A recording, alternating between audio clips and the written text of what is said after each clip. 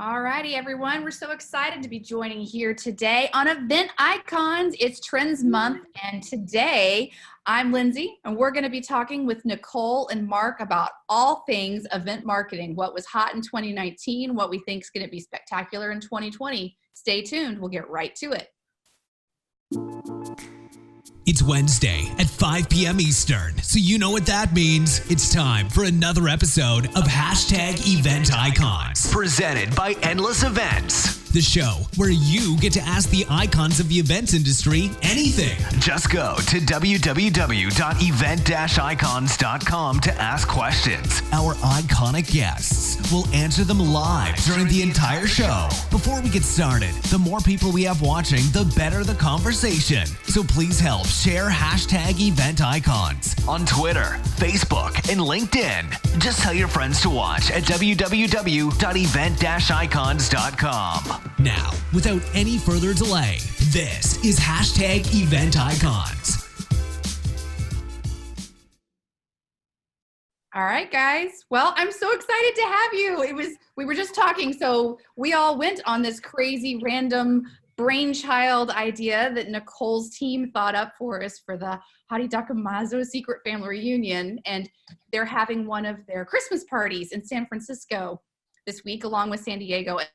Attend either of them because my family members are sick, and I'm so sad. So I'm like, I'm so glad I get to see people today so that I'm like happy faces, and we get to talk event marketing, which is some of my favorites.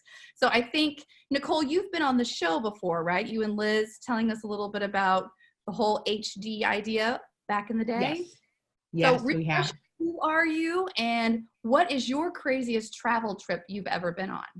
Yes, so I'm Nicole Osibodu. I'm the president and co-founder of Haute Dokimazo, which is a way of meeting, sharing, and learning, and it is a spontaneous think tank business. And my craziest travel story was just recently, where our HD team chartered a 737 plane, and we told 80 event marketers to show up at JFK on November 2nd with just a passport and to pack for 65-degree weather. And that's all they knew. We threw a crazy reveal party. We told them they were going to Tuscany. People lost their minds. And then we went and we had this spontaneous think tank experience that is almost hard to put into words, to explain this family feel of connection that we have, and that's still going today. Fun things, crazy travel was on the plane. We did a glow-in-the-dark dance party. We got to do our own safety briefing. We had our own in-flight magazine. It was just amazing. We rethought or reimagined the whole travel experience. So I would definitely say that's the craziest. That is the magazine. Yeah, so that was a crazy travel experience from start to finish, all the ups and downs. But nobody in the world had ever done anything like that before, even outside of events. So that was pretty cool to do a first ever. I love it. And then Mark. So we know Mark through the creative events team, and Will Kern's been trying to get him on for a few years now. So I'm excited to have you. Mark, tell us a little bit about yourself and G2, your company. And then if you weren't working in events, what would you be doing and why? Yeah, thanks for having me on. My name is Mark Granovsky. I'm the founder and CEO of G2Planet. We're an enterprise software company. We've been in the business about 20 years. I started the company about 20 years ago.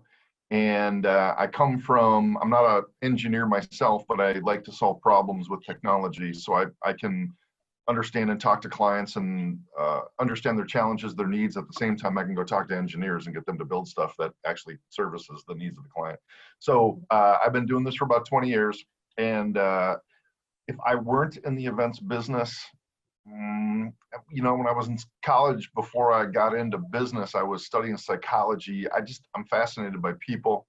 I would probably be doing something in the people business, either consulting or helping people. I mean, I'm not sure I'd go down the therapy line, but I love the development of people and, organizationally and whatnot. I mean, I feel like there are days, right? Yeah, I have 4 kids. Right. So with 4 kids, I'm in the people development business, I guess, in a way. So it's kind of what I do.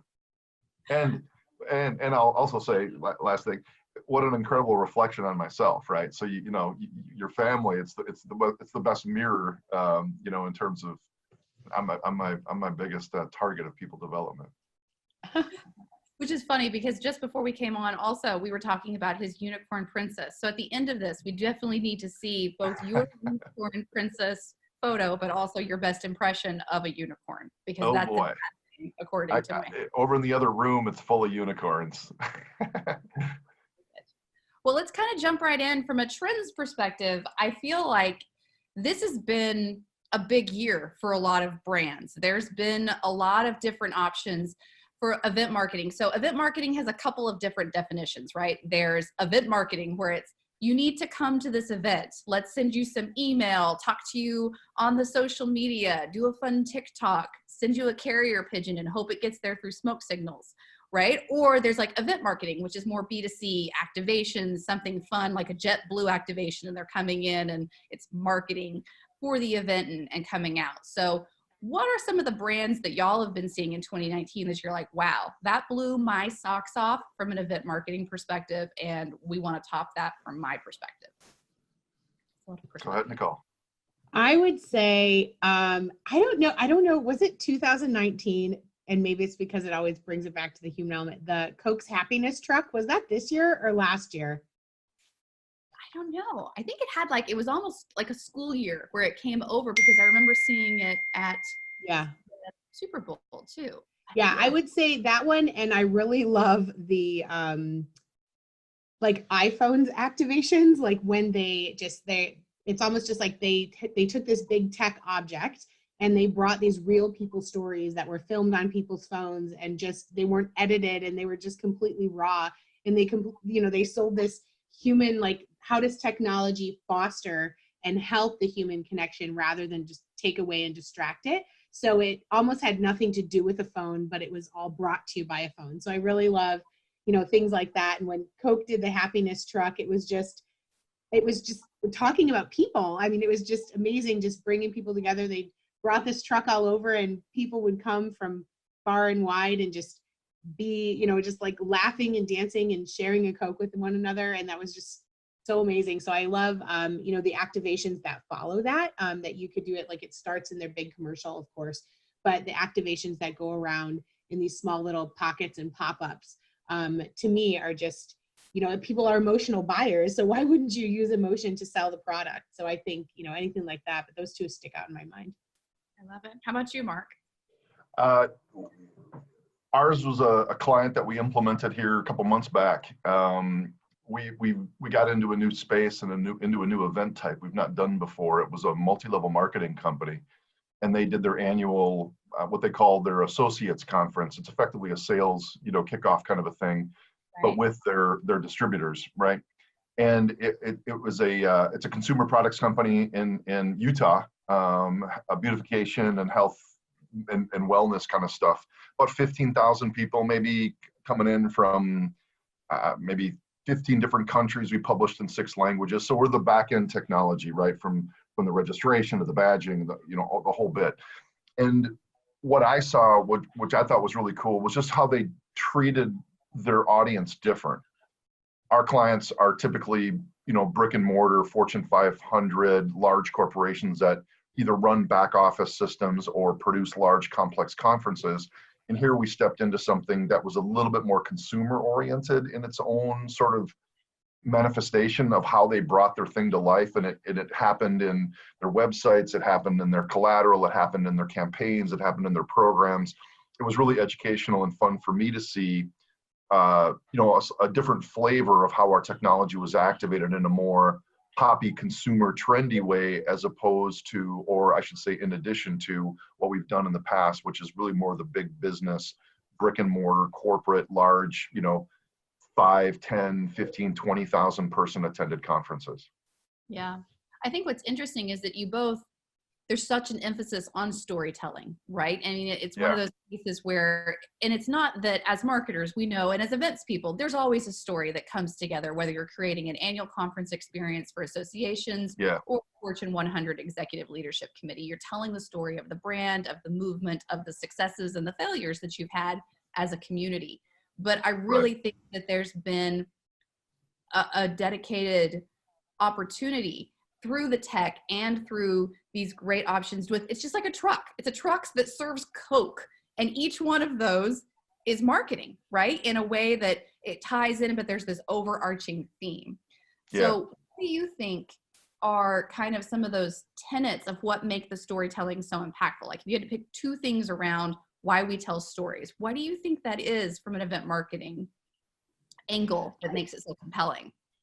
Yeah, I would say obviously a transparency. I think a transparency into, I feel like there's different components in that transparency where you genuinely have to think that that brand is either telling the truth or really leveling with you or creating this, like, it's not just for sales, like, you know, kind of the way that the message is delivered. So before you can even tell the story and during and that kind of thing, like you had to have done something where, you know, they feel it's like they believe what this brand is saying so that the story can resonate. And then of course, you know, something personalized that everybody can relate to in some way. You know what I mean? Like we all go through ups and downs. I personally love companies that maybe not so much on the controversial, but they really like when it comes to health or parents or grandparents or whatever, like when they use like the whole, especially around Christmas, oh my gosh, like when they use those like coming home stories or a son will surprise the mom, I'm like, oh my God, I will buy 5 of whatever you have just because of that commercial. And people remember stories. And so that's, I mean, if you can create these, you know, stories around, and yes, the brand has a story, but people sometimes, there's so much going on around that they're not thinking like, oh, that was a good brand story, but they remember that one commercial or that one thing that they went to, or when WestJet did that whole entire thing, like they're going to remember that one time that one airplane did that one thing. You know what I mean? So it was just, that's what they remember is just these human, like, are you kidding me? Shocking, like, wow, raw moment stories. And that, you know, that's really what we try to do as event marketers. And I remember we were listening to, I can't remember what his title was, but he was speaking at an event from YouTube. And he was saying, the more you try as a marketer to create something that will go viral, like the less it will happen. And he was going through like the top 3 videos that have ever gone viral. And he's like, who knew that the YouTube's most sensational video, or the thing that captured, you know, everybody's hearts and became this huge thing, was a guy that made up his own language and danced around doing his own dance. And that was Gangnam Style, right? And so, and he didn't care. He just threw caution to the wind. But it was interesting just about that people love a unique, authentic story that doesn't look like it's been perfected in editing or, you know, that kind of thing. So that's really where, you know, people want something to relate to as we get all this, you know, we always say at Haute Dokimazo, like the more people are, you know, the more these devices connect us, the more disconnected we sometimes become. And so if you can marry those two, where you can just like, it's just an aid, it doesn't take away, and you actually have human connection or interaction, even if it's just by watching this video, but you feel connected to this person, then that's a win. Yeah, Lindsay, I'm hopeful storytelling becomes a trend, you know, coming into 2020. You know, I think we as human beings are certainly attracted to stories. It's in our lineage. We used to sit around campfires thousands of years ago. That's how we passed on knowledge. It's how we, you know, you look at the success of Hollywood, it's all around storytelling. You know, I was one of the fortunate few to be on this HD trip to Tuscany with Nicole and a bunch of, and 82 other colleagues here a month ago. And there was topics that were crowdsourced. And one of the topics that was crowdsourced was about storytelling at events. It just came organically. And I am really interested to see how SAP's message evolves in the coming years with Johan's, you know, promotion to running that and his background in content marketing. I learned a lot on his session over in Tuscany on storytelling.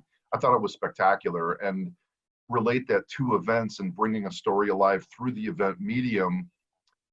Very, very powerful opportunity to transform events through creative and compelling storytelling.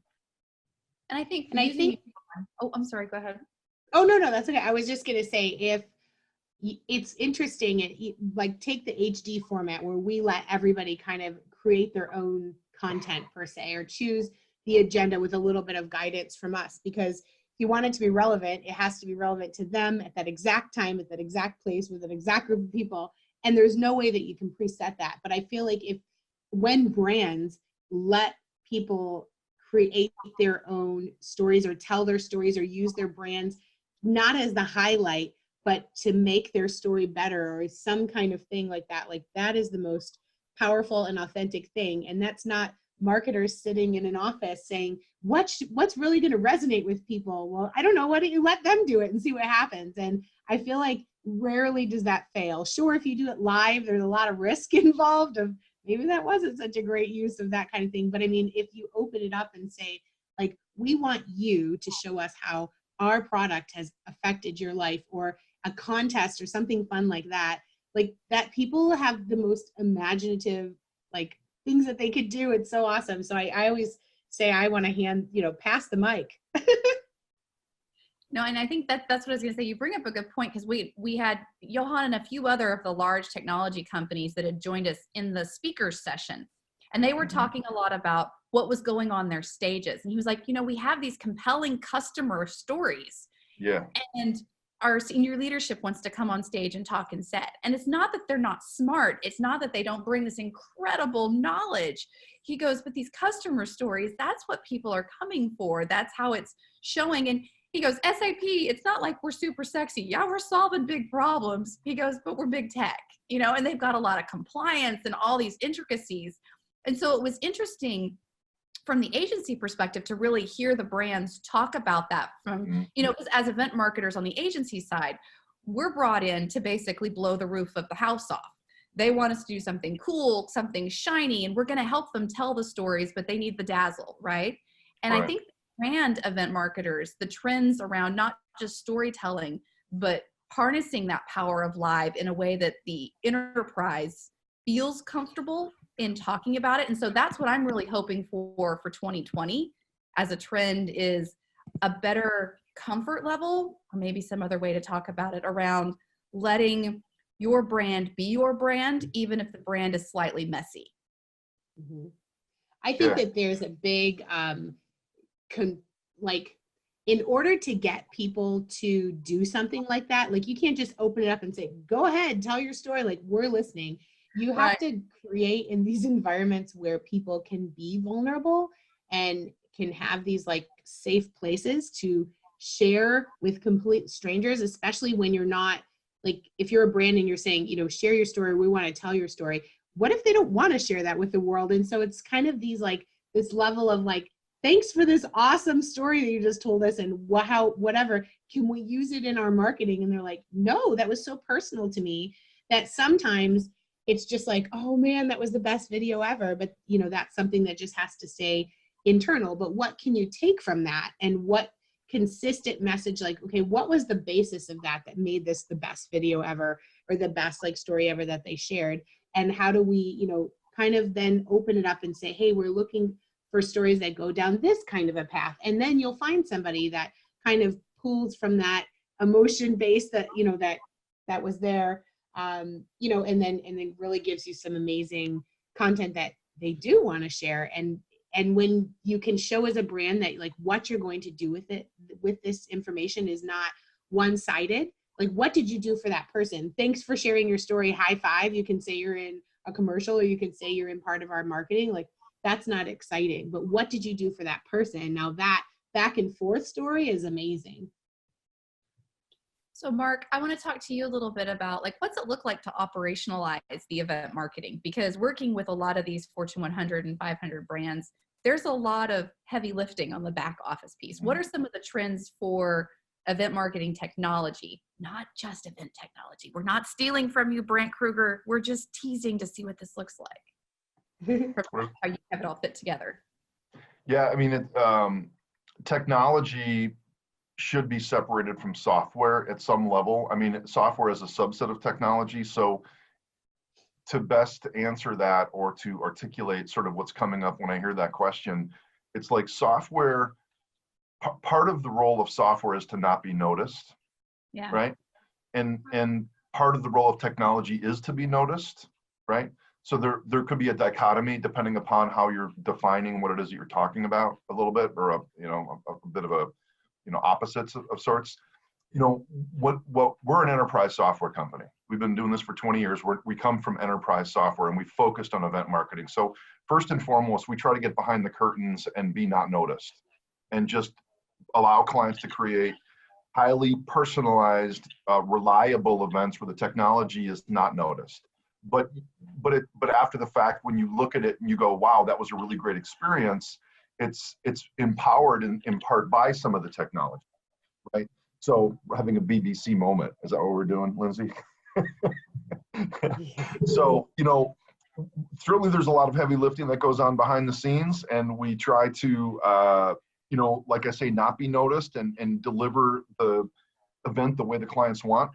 From our perspective, when I think about trends, again, the topic here, what are some of the trends? One of the things that I see at a macro level, and it's as societal as anything else, is sort of the importance placed on the person.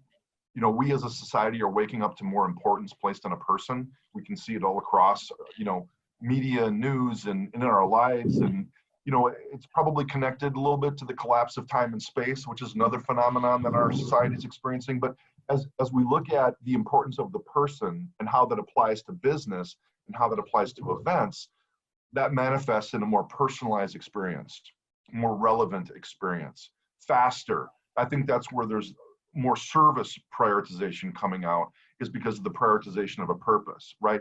I think HD's format of unconferencing an event comes from wanting to create the most personalized, valuable service, which is bring people together and solve a problem. So I can tie it to that trend that I see. So from a technology perspective, how does that manifest?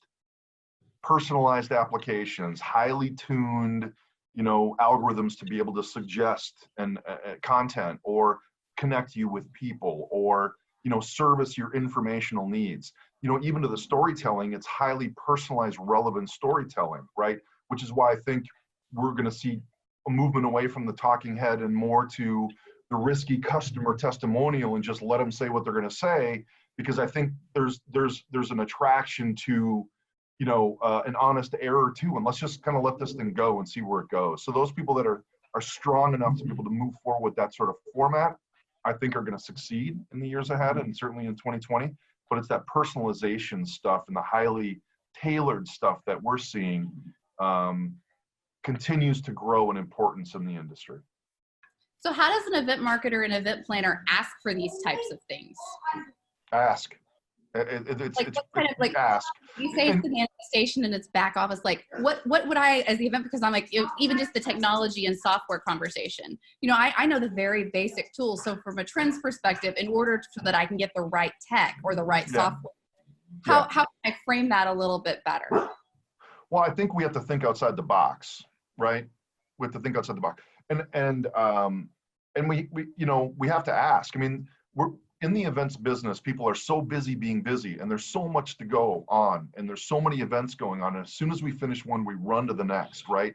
So I think some time to get quiet and just pause and reflect is such an important component in the success of an organization or a person in a role. So, obviously the web is available at our fingertips. There's a ton of information out there, but ultimately, I think this starts with an awareness shift inside people to know that it is out there. And so you just have to ask. If you're talking to vendors, or you're talking to venues, or you're talking to service providers, ask for what you want, right? Ask for what you want. Because if that group that you're talking to doesn't give it to you, somebody else will. And so I Nicole, would go ahead. No, that's okay. I would say that's okay. I would say that to Mark's point, just ask. There's an element from the brand side, or just somebody that, like, for example, when I don't even know what's out there, like I have to, like he was saying, just ask. Like you have to have some people that you're calling, like, okay, give me the download, like what's new in the past 6 months. And I don't want to go to an entire event to try and find one session that like tells me all these things and is kind of selling at the same time. Like you have to find your people that can tell, like if I call Mark and he's gonna be like, listen, this is everything that's amazing. This is what we're doing that's awesome, because I value people that give me information. Like absolutely, like those are people that I hold dear to my heart. Those are the people I want to do business with, especially when they tell me this is what's out there, this is what I have, and then, you know, here's something else that you can look at, because not every single, like Mark's not going to have every single solution that I ever need my whole life. Maybe he will, but you know, and you know, through his company. But for somebody to be like, you know, somebody that's doing this that's really strong are these 3 people, like, do you want me to make an introduction, or I think I know somebody, or just call them, or just kind of watch what they're doing, or here's a great video, like little snippets of information rather than like an extremely long like research and download. Like, I want constant dripping information of like, this is the coolest thing, look at this, I'm at this event, send me a picture, awesome, just so I know what's out there. Well, no, I mean, that's what I was going to say, because your format at HD is so unusual for some of the other ones. Like your event marketing, I remember the campaign for the Secret Family Reunion started almost 12 months, 18 months. It was a long time out. And then it was like this summer to hear is like, are you coming? You should be coming. It'll be lots of fun. But like, so It's that power of referral from an event marketing perspective. It's not just all this great information we provided, but that referral system, I think, is not going away as a trend for event marketing in 2020, but I think it's expanding. Would you agree? Yes, definitely. I would say that it's part of HD. What we do, and what I think is going to be a huge trend in 2020, is less is more. And so I know that seems so cliche. Well, okay, so we had our only choice to market a secret trip, or our only choice to market an event that doesn't have an agenda is to, I mean, we only have less. I literally had 4 things that I could tell people in advance, and we somehow got 80 people, you know, to sign up and a lot of it was, oh, wait, you're going? Okay, well then I need to go. And so we got a few people, you know, on it that have attended in the past, an HD event, and they kind of said, you know, like, this is amazing. It's not a replacement of, you don't go to HD instead of something else, really. It's more of a supplement. It's a chance to talk to each other. It's all about, you know, what the agenda is, whatever the attendees want it to be, essentially. And so we only know how to market with less. And so we pretty much talk about the way that you can have a conversation. So most events out there, period, market what the content is. Well, I don't have any content to market. How do you do that? And so just the fact, you know, when we do our retrospective at the very end of our HD events, and we say, what did you love? And what suggestions do you have that we should change for next time? And nobody talks about the topics of conversation that they had, although they were fantastic. They talk about the fact that they were able to have a conversation. The first name only atmosphere, when you take away title and company, what kind of conversations are you able to have? The fact that they felt safe to share or to not share. You know, you could be a VP at a huge tech company that at a normal event, I don't want to say we're not abnormal, but at another event where they would feel like they have to come and give. But sometimes once you reach a certain level, you don't get a lot, because it's really hard to kind of weed through, you know, what's the motive here? Or, I'm looking for something, but you're kind of being sold to in most cases. So to create the level of equality is really what the only thing we have to sell. And for us, we are 100% transparent. We have a steal this mentality. We hope that we see, pieces of this show up in other people's events. We explain certain things, you know, really kind of crazy and outlandish. We hope to see that, you know, in emails from people that get forwarded to us, like, look at, they're talking about this like HD. And I was like, it's not like HD, it's just a different way of thinking. It's a way of doing something. And the only thing that we really own with that is the name and the spontaneous think tank phrase. So other than that, like, we hope that this really gets people to say, like, what if we gave the attendees the microphone in this kind of, you know, a little bit organized structure, or, you know, kind of let them tell us what they wanted to do. And so, we hope that shows up, but we have no other choice. We don't have anything to market. We can't market any content. There are no speakers. There are no keynotes. So how do you do that and become successful? Well, that's really what's been really cool to watch, is that it works. People want it, and they want into this exclusive kind of like, I want a piece of that too, you know? Yeah, it was funny when she said less, all I could think of, and I don't know, Mark, do you agree with this? Like, there was so much the trip itself. from a Yeah. sensory perspective, from a people perspective, like it was all more. And so I was like, really? What are you saying, Les? Like I'm thinking llamas and all of that, but like when you explain it like that.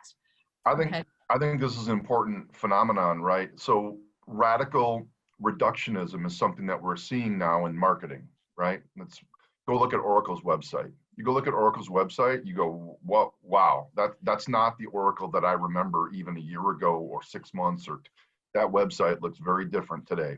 You know, Apple has mastered radical reductionism, right? So you know, this follows the Abraham Lincoln. I would have written a shorter speech, but I didn't have enough time. It's not, that doesn't make it easier. Reductionism doesn't make it easier. It makes it more thoughtful, more strategic, more clever, right? And so what you're trying to do is tap into the zeitgeist on a topic that punctuates a sort of a consciousness where you're gonna get a connectivity. And then when you bring them in, then you have this personalized, very relevant, very rich experience. And that leads, that's the other trend that we talked about in terms of the personalization pieces. So the two trends actually work together. The reductionism around presentation and messaging and tapping into something that people are looking for. You know, for me, with the Secret Family Reunion, I got this thing and I'm like, I can't do this. I got so much going on, and what am I going to do, right? But there was so much mystery to it, and there was so much cleverness behind it, and then of course Liz Latham was involved, and you know, I wasn't going to miss an opportunity to spend some time with Liz. So, you know, I'm like, I'm going to go for it. I'm just going to do this. Showed up at this hotel in this weird 1950s vibe at JFK, not knowing a single person when I walked into that lobby, meeting 82 people. So it was a reductionist approach to get me there, and it was such a rich experience. And any event marketer can do this. They just have to think through their audience, think through what they're trying to bring to their audience, find that reductionist path that taps into that vibe that people are on, that zeitgeist, and then be able to blow it up with a personalized experience once they're in. Yeah. So thinking about reductionism and adding back in the layers that, you know, we have to have all these channels, or most people think nowadays from a leadership perspective, you have to have the social media and you have to have these other people out there activating for field marketing. So let's talk about field marketing. Do you need people out there spreading the message, or can you use something just like a digital experience for social media for just event marketing for 2020? What do you think? I would say, I'll speak on behalf of us, and I hope that this is like, if as the model kind of spreads, then maybe, but we almost toyed with not having social media at all at one point, where we said, yeah, and we're like, Facebook, I don't know. I mean, yeah, we have one. Our Instagram, okay, yeah, it's there. And we put stuff out just because that's, you know, sometimes people need to search and find us and see some pictures. For us, it's going, I think our 2020, especially now, kind of like going off the momentum of Secret Family Reunion, we have a great problem where people are calling us, which is really exciting. And sometimes we can just give them some information. They're just like, how do you do this? I'm more than happy to tell anybody how to do this. This is not rocket science at all. It's, you know, as a business, we grow because people are like, yeah, okay, that's great, but I want you to come and do it. And that's awesome. But I think that us is LinkedIn, right? And that is as digital as we'll go. And I only, you know, really use that to just kind of professionally, we want to connect. That's where we've grown 85% of our business. And then the other 15%, I would say, is just in person and going and just being present and being around. And a lot of it has obviously been introductions, or, oh my gosh, you have to meet Liz or Tom or Nicole, or you have to see what they're doing. It's this crazy thing that nobody can explain, but everybody wants it. And so for us, I think it's going to be more, we're also toying with something where we call undeckable, where a lot of times people say, oh, send us something, right? And so in marketing, we're trying to create this deck or this something to send them. And everybody says, yeah, but it's like when I met you, and then when I met you guys, and then when I read this thing, it's just something's missing. So I'm like, you know what, screw this. Maybe we're undeckable, and maybe we only respond via video. And so, yes, it's very ballsy, and it's kind of, you know what I mean, that kind of thing. But for us, it might work where if somebody is requiring that I send them a deck and they won't take time to watch a personalized video response from me. Hey, this is what I think about your specific thing. Like, how can I say that I create these intimate personal experiences that are all about that human to human, and then send them a deck? Like, it just, to me, it doesn't go together. And so for us, and I hope more people do this, like, I would love if somebody did not email me back any text or any attachment, or PowerPoint died, and like, and literally just sent video responses back and forth, like video walkie-talkie style. That would be the coolest thing ever. And so that's what I think we're going to focus on a lot in 2020. And it's more about, for us, in doing that, it's who appreciates that is our ideal client. And so, and if more people did that, like, isn't that what we're all trying to get to anyways? Can you imagine on both sides if people came back to you and like, it takes just as long to like quickly film a video and push send as it does to craft this perfect paragraph in an in an email. So that's what I'm hoping to see more of in 2020. We are going to be doing in 2020, less decks, more videos. We're hiring a little bit of video help for us, and to be able to really personalize 100%. Like, I'm not going to be saying we do one thing and then respond in another way. I like that. How about you, Mark? What do you think about the socials? Social media versus field marketing? Or any or all of the above? Do we need them both? Do we need one or the other? I think at the end, yeah, I mean, I think at the end of the day, people want people connections, right? I know that we don't allow our phones at dinner, into the bedroom after 8 o'clock. It's like, get rid of that thing. It's like I think Nicole said earlier, I think the connectivity has created a disconnectivity to each other, right? In a sort of a paradoxical sort of way. I think I've been around long enough to remember what people were saying when the internet was popping, and that events were going to stop. It's going to be all digital, right? And that didn't happen. I remember when, there was a travesty in New York City, and, the World Trade Towers went down and airline travel was going to kill the event. That didn't happen, right? So I just think people want people connections. That's why we love this business so much, this experiential, this medium of personal marketing in the event space. So I think if social has a place, it has a place to augment or facilitate face-to-face. It's not going to replace it. So I'm supportive of any medium that people want to choose, as long as it supports that personal experience and that allowing people to evolve and expand their knowledge, their consciousness, so that they can do a better job for their companies, whatever that means. I love it. You heard it here first, guys. Mark's going to do TikTok, and he's going to pilot it out there for G2Planet as the only way to communicate for product updates. No? Yes? Nice. You're like, what is TikTok? Oh, God. Or something. Nicole, you touched on an interesting point that I want to come back to. And I think that this feeds into Mark's, personalization aspect, where you do LinkedIn and you have these other social channels. Do you all manually post those, or do you use a marketing automation system? Like a HubSpot or Pardot or Infusionsoft, something like that? Yeah. So we manually did everything, because there's nothing that, everything's so personalized, and a lot of times we were trying to look at, like, okay, so for example, on Instagram, our Instagram is not awesome, but I mean, what does awesome mean? You know what I mean? So like, normally we get like 35 likes, like big deal, but LinkedIn will get 7,000 views of a video that we post of us like walking through an airport saying something funny. So it's like, or just like an update, or, so putting somebody's quote up there.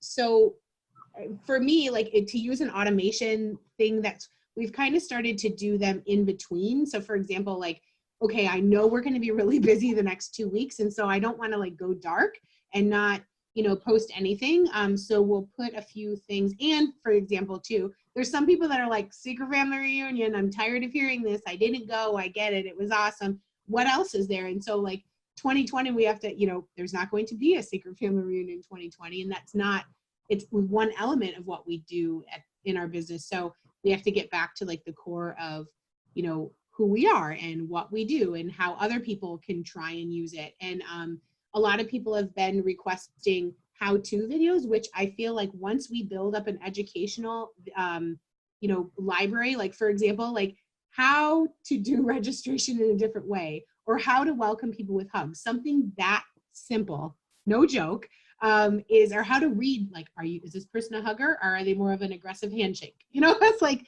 how do you do that? There is an element of like how to teach people to read people when they first enter the room into an event. That's what anybody can do. And who am I to keep that to myself? Like, that's not cool. So I think when we build up this library, we will automate those a little bit, because that will be who we are, and then leave room in between to like, something just happened, let's post it right now. So we're getting into more of the automated, but by no means will the automated feel like heartless or soulless, because that will be what people want to see.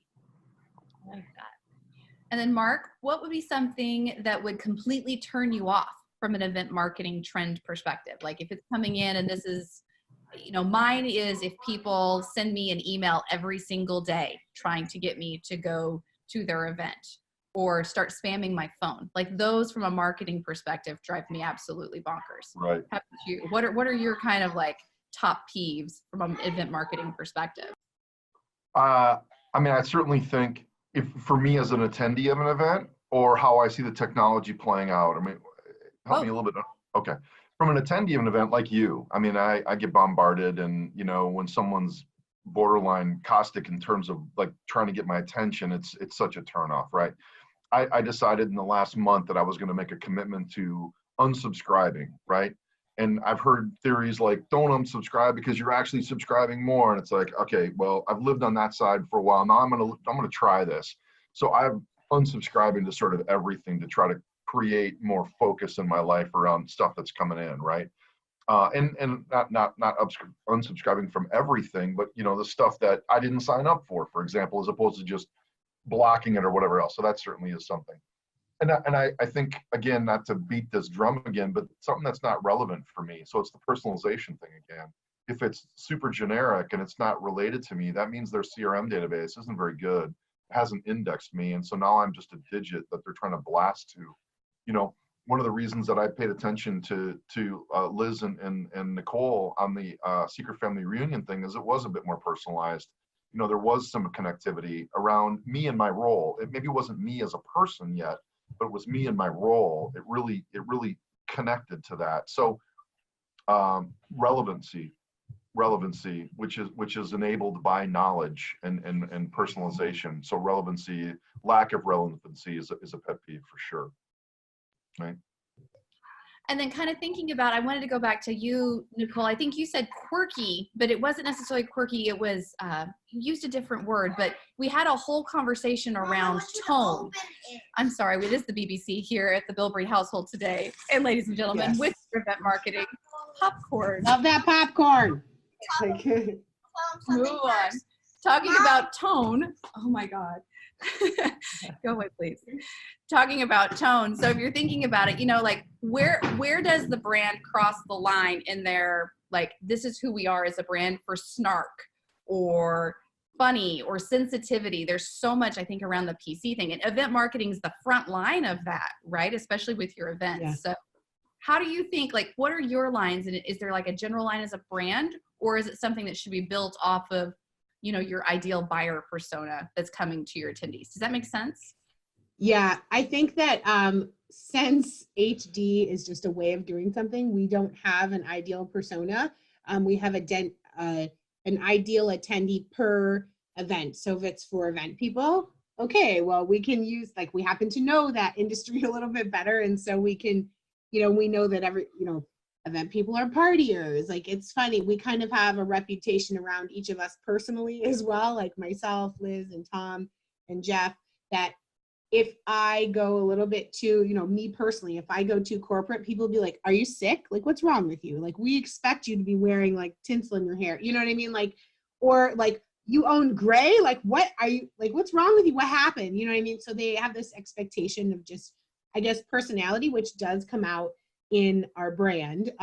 And so I would say that it depends on like where it's at. I do have to say is we've gotten some feedback, which we're taking absolutely, is to say, okay, we had some amazing brands come on Secret Family Reunion, but we did kind of use this blanket marketing like you could call it witty, you know, a little like snarky, like sassy. I think it's the thing is like, not that we don't care. We absolutely care, but we have no, like, our whole thing is about saying it's okay to fail at our events. Like, come here, this is a safe place to do so. So we try stuff and we're like, well, that wasn't great. Or some people be like, yeah, I don't know what you meant with that. And I'm like, oh my gosh, you're totally right. Delete, you know what I mean?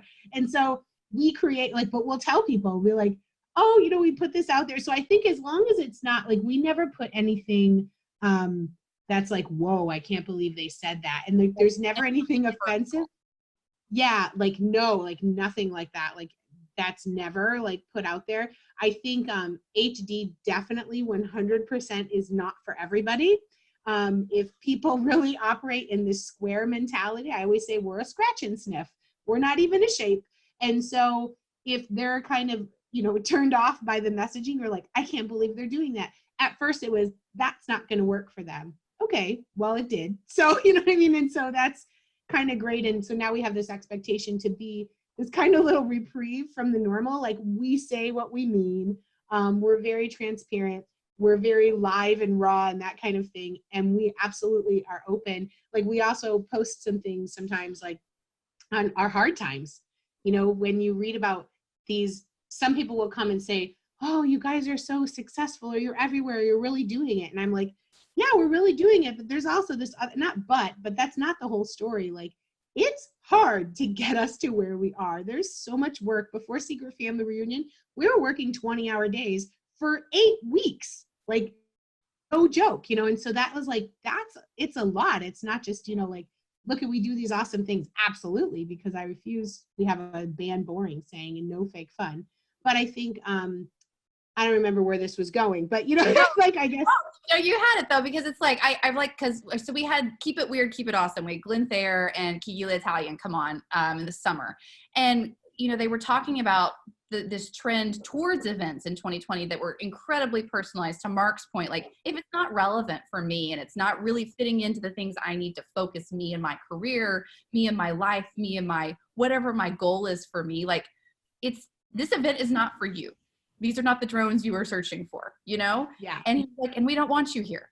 And good event marketing friends basically say that. And so it's refreshing to actually hear somebody who, you know, we all talk about how events are fun and they cost us money, but they make us quite a bit of money too. I mean, as a whole. And so to say, well, we don't actually want your money, you were not the ideal person, is a pretty bold and sassy thing to say. And I think that kind of honesty can be very refreshing and a little terrifying for certain brands, certain sizes, you know, as they really. And I think that the big thing too was when we first started this 3 years ago, we were just trying to get the business off the ground, right? And we were like, we have to, I mean, well, you know, we spend a lot of time trying to convince people, and it's not like we never became too good at any point, but I'm very clear. And it's very, I'm not very clear. It's very clear when this is not a fit for somebody. When they, like, if they ask me more than two questions on like, well, how does this work? And they can't seem to like get it, you know, like, I need to move on, you know what I mean? Because this is not for 4 million people. This is for, you know, 50 to 100 people. And so, and now I am a little bit selective, and generally we work off of a wait list because it's my responsibility to make sure that I have people that are there in the spirit of, right? And if you're coming in and you're like, oh, I don't know about this, or you have this kind of chip on your shoulder, like, oh, this isn't going to work, like, then this isn't for you. Like, go back to whatever else you're doing that fulfills you in life, which I don't know what that is. So, you know, that's kind of where we come from. All right. How about you, Mark? When can a brand go too far? Like, what is it from a tone or a sass or a language? What's that look like for you? That's a great question, because in our society, that line is changing too, right? We've seen that. We're experiencing that. You know, you pick up your phone and hit your news channels, and every day there's somebody that's put their foot in their mouth. And social media, you know, gives the power, you know, to everybody to do that, to the extent that they've got a large following. So I'm a firm believer in personality, right? I think personality is, they attract, and to not have a personality, to be over PC, to be a reservist in terms of like expressing yourself, is, I don't think, going to draw people. I'm more of the philosophy of sort of live from the inside out and be who you are, but don't be a jerk. Don't offend people. I mean, it's not that complicated, right? So I mean, but where you apply your filter and how, I mean, that's the beautiful thing about life as an expression, right? You get to say who you are in every moment. So, clearly the line's moving a little bit in our society, and we've got to be more careful, so as to not offend. But at the same token, we don't want to be overly cautious so as to offend others, frankly, of not having a personality. So I'm all for brands that can do it and do it well. Domopalooza, I love, because they've got a brand, they've got a pop to it and a personality to it, right? So even the name, right, as the event. So I think it's important to still get out there and lean forward a little bit, but just be a decent person in what you're trying to say and how you're trying to do it. Yeah, walk your values, right? Like from a marketing. Walk your values, exactly right. Exactly right. All right, so we've hit personalization, radical reductionism. The social could still be kind of a thing there. We have all of the different pieces tied in to what it looks like to kind of think about from a segmentation and like the back end marketing and field marketing still important. So if you had to pick one tip to pass on to event planners who wear both hats as an event marketer and a planner, or for straight up event marketers, what would that be? One tip.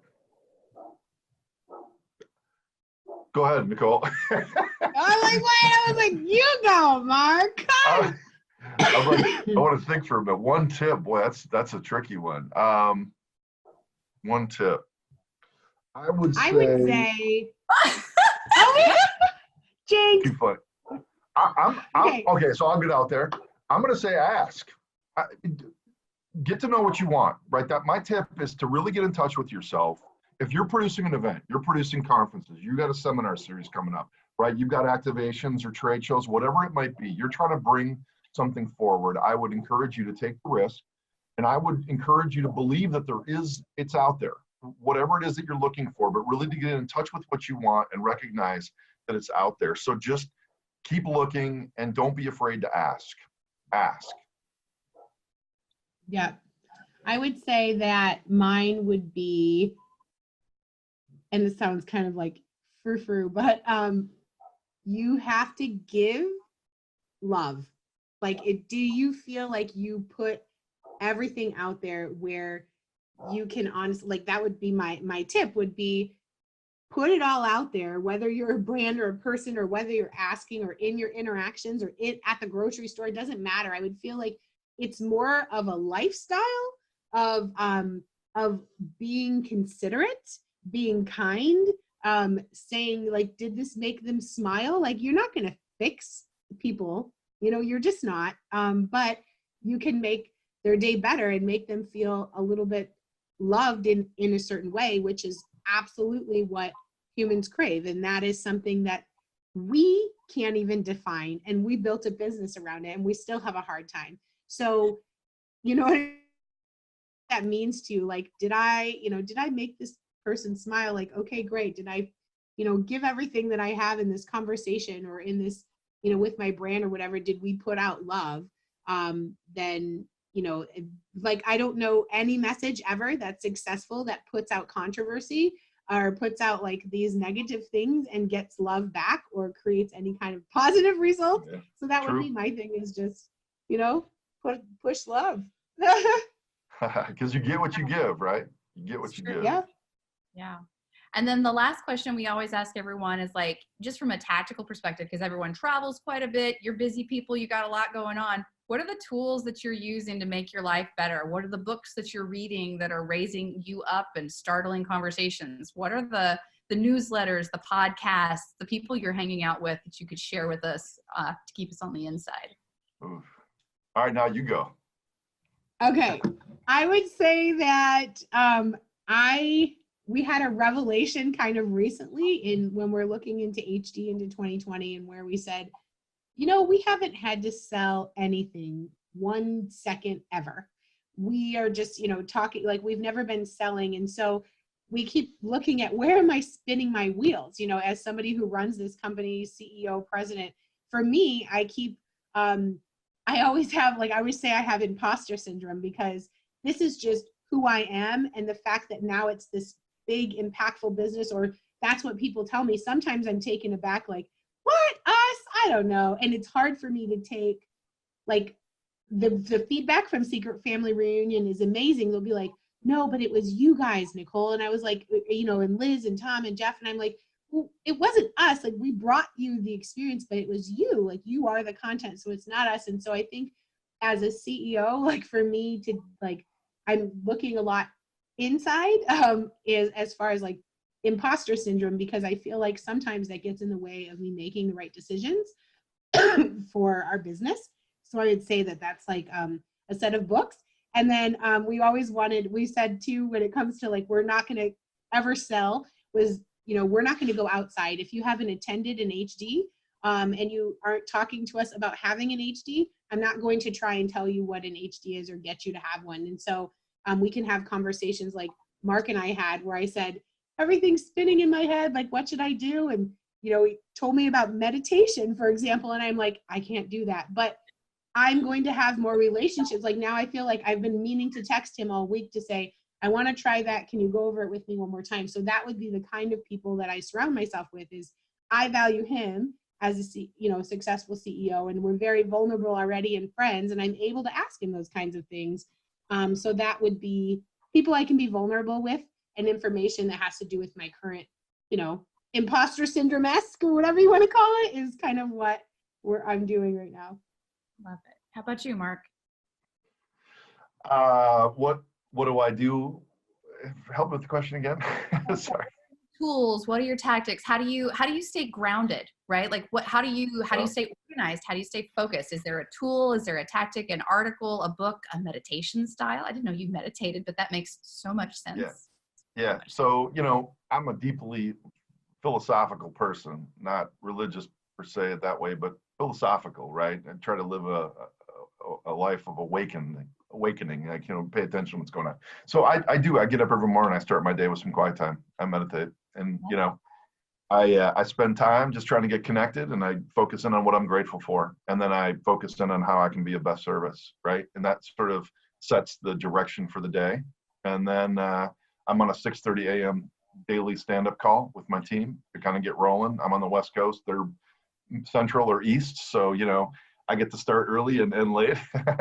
So that's all good. And then in terms of, I am reading a book, and this book might be applicable for your event producers who are tuning in. For me, it's attracting perfect customers, right? And there was the book from HubSpot that Will actually recommended, and I read. And then another one a friend recommended was Attracting Perfect Customers. And I thought, well, this is kind of interesting, right? Because I want to expand my brain a little bit. And really, the book is about getting more in touch with yourself. Like, what is it that you want? What's important to you? And living your truth. And the more you can live your truth, the more you're going to attract people to you that are aligned and in synchronicity with that truth. And so from an event marketer's perspective, you know, instead of attracting perfect customers, it would be attracting perfect attendees, or attracting perfect sponsors, or attracting perfect speakers, right? You know, whatever that might be, but really getting in touch with what is it that you're up to and what are you trying to put forth. And if you can really hone in on that, then that's just going to bring the other people into you, and there's going to be, like I say, more synchronicity. So attracting perfect customers is a good one. Who wrote that book? That way we can drop it into the resources. Don't know off the top of my head. I'd have to go look. It's on my bookshelf in the other room. I don't know off the top of my head, so sorry. Okay. So for those tuning in, or for catching up with this on the podcast, we're going to make sure to check the show notes. We'll get all of those resources in there. I bet Nicole's got a nice long list of, you know, conquering that imposter syndrome. So we'll make sure that we're getting those in there too. As always, guys, this has been fantastic. Thank you so much for sharing all of your insights for what, you know, you saw happening in 2019. You see coming into 2020. Thank you for your patience with the BBC interruption, right? Great. Real life. Just for being you, like, you know, people don't know this necessarily unless you have been following with the Secret Family Reunion, but the WhatsApp conversations are incredible with this group. There's a whole CEO one, but there's also just a fun one. And I encourage all of the events professionals. It's one of the reasons why we continue to do this podcast for 4 years running, is events people need community too. We are so busy putting on the events, thinking about how to make them big or magical or impactful or small and intimate and everything that every participant needs. We sometimes don't think about ourselves, and going into 2020 is a great opportunity for reflection, to find your people, to talk to your people, to get closer to your people. So I'm grateful that you all came in today and shared your thoughtfulness and just your amazing peopleness, because you're fabulous. If you're listening to us, know that you can find us every week at 5 o'clock Eastern, tuning in live. It's the best way to watch the show. But if for some reason you can't catch us live, don't forget we're on all your favorite podcasts. Go out there and find us on the Spotify, the iTunes, the What You Got. And if we're not there, please let Will know, and he'll definitely get that action taken care of, because we both know my technology can't handle that. Catch us hashtag event icons or www.event-icons.com. We'll see you next week. We're going to be talking actual event technology trends with Brant Kruger back in the saddle, and we'll catch up with you then. Bye. Thank you. Bye. Thank you for joining us for another amazing episode of Hashtag Event Icons. To catch all the bonus content, resources mentioned, and an invite to our Facebook and LinkedIn groups, Head to www.event-icons.com. Also, let us know what you thought about this week's episode. Share your biggest takeaway. Just tag your post with hashtag Event Icons. We'd love to hear from you. Thank you again for joining us. We'll see you next Wednesday at 5 p.m. Eastern, right here on Hashtag Event Icons.